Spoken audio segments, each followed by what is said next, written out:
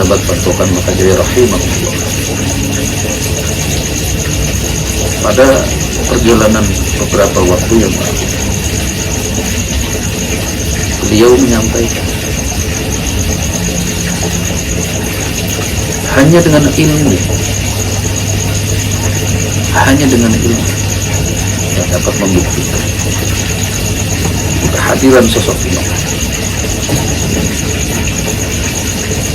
Bukankah ketika kita melakukan satu amalan tanpa ilmu, itulah merupakan perbuatan yang sia-sia? Maka dalam mengenal Imam Mahdi pun tentunya hanya dengan ilmu, baik dari keilmuan kita, pengetahuan kita, atau mungkin dari keilmuan yang dimiliki oleh Imam Mahdi yang akan disampaikan. Namun kembali lagi, penolakan demi penolakan tentunya akan sangat banyak, lebih banyak daripada yang menerima. Karena pada saat yang bersamaan, sesaat setelah atau sesaat sebelum kemunculan Imam Mahdi, di situ akan muncul sang penyelamat palsu atau Al-Masihud Dajjal, yang mana secara fisik, secara keilmuan, secara performa, dia akan menunjukkan sesuatu yang istimewa dalam bentuk pencitraan, wajah yang rupawan, dan tentunya orang-orang yang kolbunya mati, orang-orang yang masih sibuk dengan urusan dunia atau hubbud dunia, orang-orang yang masih sibuk dengan keakuannya, orang-orang yang masih larut dalam gemerlap dunia, tentu akan sangat mudah terpengaruh karena mereka akan menggunakan akal sebagaimana saya jelaskan. Tetapi apabila kita sudah melakukan sikl kolbu secara terus menerus, Allah akan membimbing kita sampai kita akan meyakini dan mengimaninya ketika Imam Mahdi berwujud. Sahabat Padepokan Lokajaya rahimahullah, bahkan saya sendiri pun mengalami hal yang sama ketika saya menyampaikan seperti ini. Mula-mula banyak keluarga saya yang menolak tentang berita-berita ini, yang mengatakan saya mungkin tersesat. Tapi saya sangat yakin, al-yakin, karena tidaklah mungkin baginda Nabi Muhammad SAW dapat ditiru oleh iblis, setan atau jin dan golongan lain. Dengan dasar itulah keyakinan saya penuh untuk menyampaikan kebenaran-kebenaran. Dan tentunya saya tidak dalam pengakuan karena saya bukanlah sosok tersebut. Saya hanya penyampai pesan, penyampai berita-berita untuk disampaikan kepada orang-orang yang hatinya atau kolbunya telah terbimbing oleh Allah Subhanahu wa Ta'ala selama ini. Sambil saya menyampaikan bagaimana cara supaya kita berbuat. Sahabat Padepokan Lokajaya rahimahullah, betapa berat ujian di akhir zaman ini yang akan menggelincirkan kita dalam jurang ketersesatan.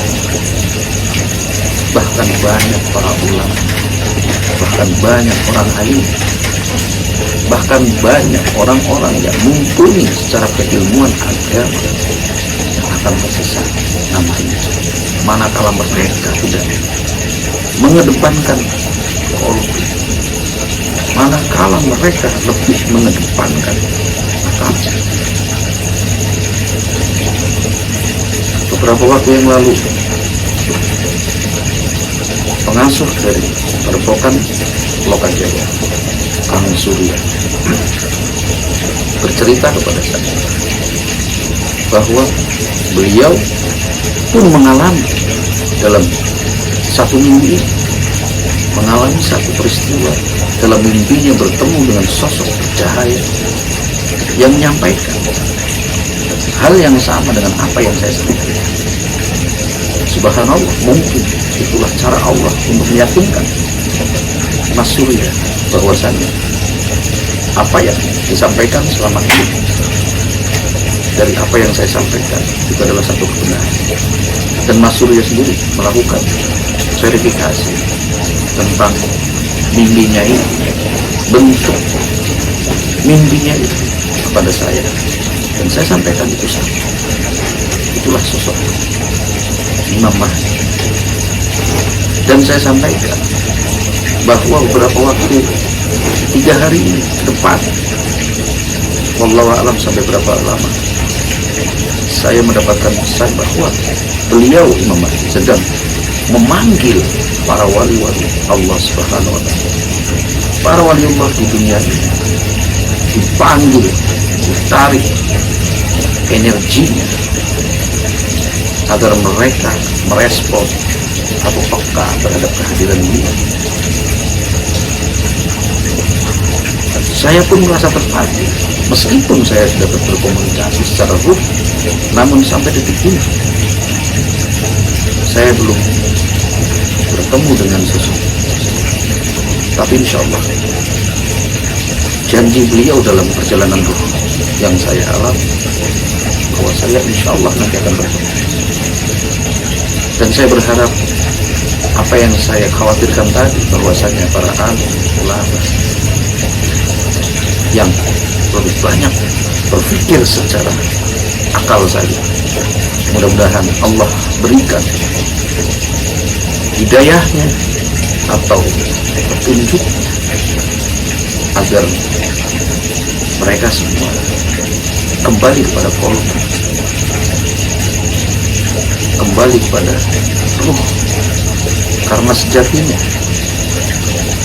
yang kembali kepada Allah hanyalah ruh, bukanlah jasadnya. Sehingga akal pun merupakan bagian dari jasad yang akan kembali ke tangan.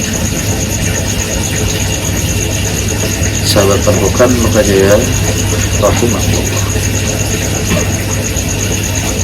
tentunya dengan informasi-informasi yang saya bagikan seperti ini, saya pribadi berharap semakin banyak orang-orang yang tercerahkan, semakin banyak orang-orang yang tergugah, semakin banyak orang-orang yang tersadar bahwasanya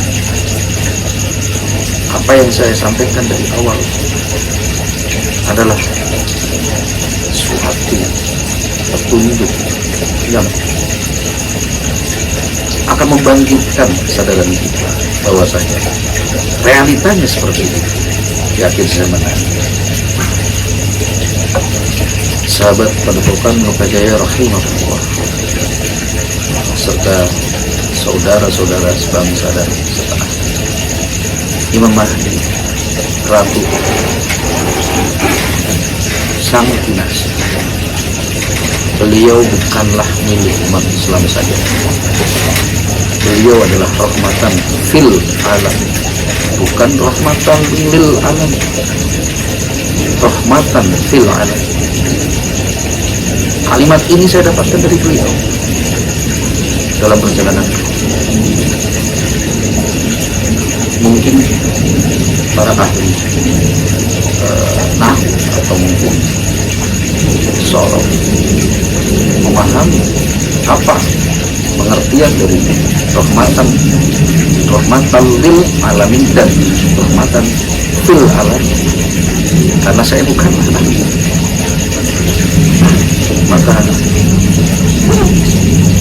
dengan ketulusan, dengan kecintaan, dengan kelembutan hati dari sosok Imam Mahdi yang akan menyelamatkan, tentunya saya pun berharap bertemu dengan beliau dan kita semua, agar kita semua dapat diselamatkan di akhir zaman. sahabat Padepokan Lokajaya rahimahullah, Imam Al-Mahdi bukanlah sosok manusia yang akan datang satu persatu,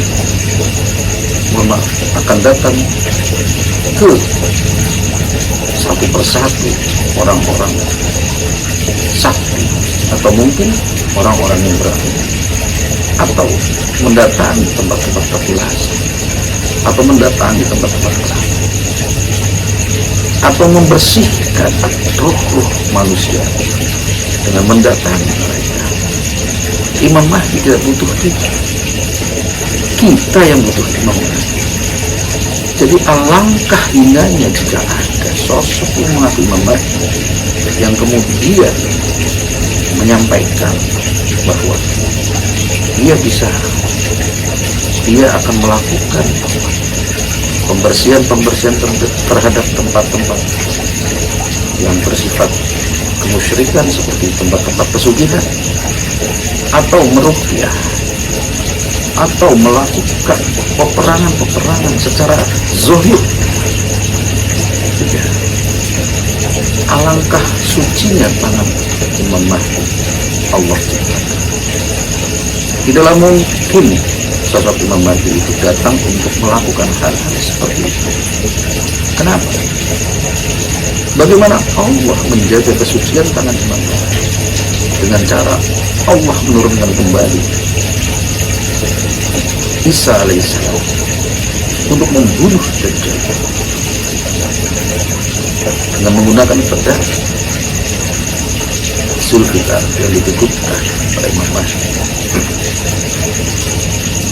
Namun Imam Mahdi tidak menggunakan, tapi justru Isa yang akan membunuh Dajjal. Itulah cara Allah menjaga kesucian. Bukankah baginda Nabi Muhammad SAW tidak memiliki sifat aniaya, tidak pernah membunuh jin, tidak pernah membunuh setan, atau di dalam peperangan sekalipun tidak pernah membunuh lawan-lawan pada saat perang. Begitupun Imam Mahdi. Imam Mahdi tidak akan pernah melukai manusia ataupun makhluk. Kalaulah kita, mungkin kita bisa melukai manusia, karena kita bukanlah Imam Mahdi.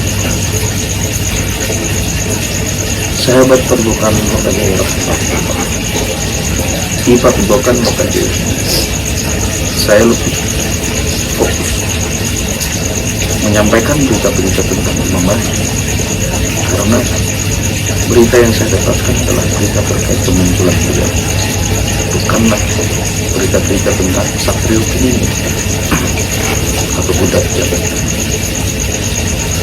Kita tahu bahwa Nusantara ini akan menjadi tempat